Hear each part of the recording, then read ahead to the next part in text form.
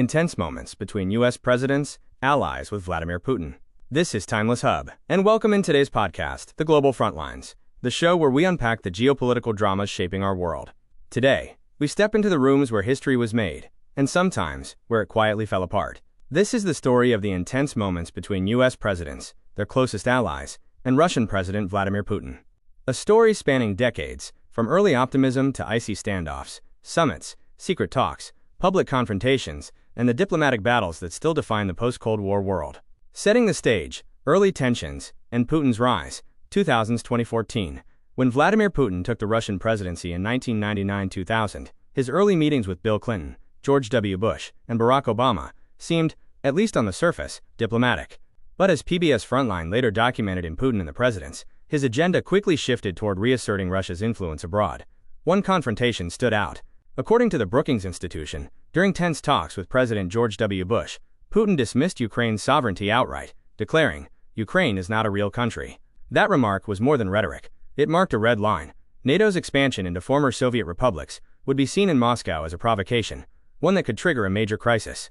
From diplomacy to discord, Obama and the Ukraine crisis, 2014 to 2017. In 2014, Russia annexed Crimea. Fighting ignited in eastern Ukraine, and the U.S.-Russia relationship shifted into open hostility. PBS Frontline records moments where President Obama, face-to-face with Putin, accused him of flat-out lies over covert Russian operations in Ukraine. Inside Washington, Vice President Joe Biden and senior CIA officials urged military aid for Ukraine. But as several diplomatic accounts recall, Obama chose another path: sanctions and diplomatic pressure. It was a calculated move, one meant to contain the crisis without sparking a broader war. Trump's era, controversy and unpredictability, 2017 to 2021. The Trump years brought unpredictability to the U.S.-Russia dynamic. At the 2018 Helsinki summit, the BBC reports, President Trump appeared to side with Putin over U.S. intelligence agencies on Russian election interference, a moment that stunned allies and ignited outrage back home. Yet, despite his rhetoric, which Le Monde described as dangerously close to appeasement, Trump's administration imposed sanctions, including measures targeting Nord Stream 2. This left NATO allies guessing. Was Washington pushing back or pulling closer? Biden and the renewed Cold War, 2021 to 2025.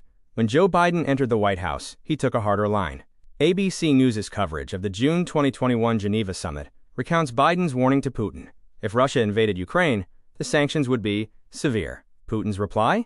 Demands that NATO never admit Ukraine as a member. By 2022, with Russian troops on Ukraine's borders, the BBC described a sanctions campaign on a scale rarely seen before. Billions in military aid flowed into Kyiv, but Moscow refused to yield. Ceasefire talks failed, and the nuclear threat, once Cold War history, felt suddenly dangerously real again. The Trump-Putin talks of 2025. Then, a twist. In August 2025, Al Jazeera reported that Donald Trump and Vladimir Putin were preparing for a face-to-face meeting. The Kremlin hinted it could open a path to negotiations, but Table Media warned such talks could fracture Western unity. Newsweek noted something else. Trump's tone had shifted. Publicly, he was now criticizing Putin's latest escalations, a stark departure from his earlier cordiality. Experts at Science's Poe cautioned, any Trump-Putin deal struck outside NATO could rewrite the rules of the game and decide Ukraine's fate. Reflections on leadership and legacy.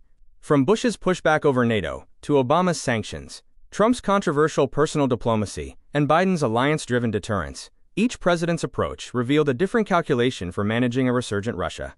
PBS Frontline and the BBC archives remind us, these were never just quiet, polite exchanges. They were tense summits, heated calls, public confrontations, moments that carried consequences, not just for Washington or Moscow, but for the entire world. Thank you for joining Timeless Hub on this deep dive into the intense moments between U.S. presidents, their allies, and Vladimir Putin. We'll be back with timeless news and more stories where diplomacy and power collide, and where history is still being written.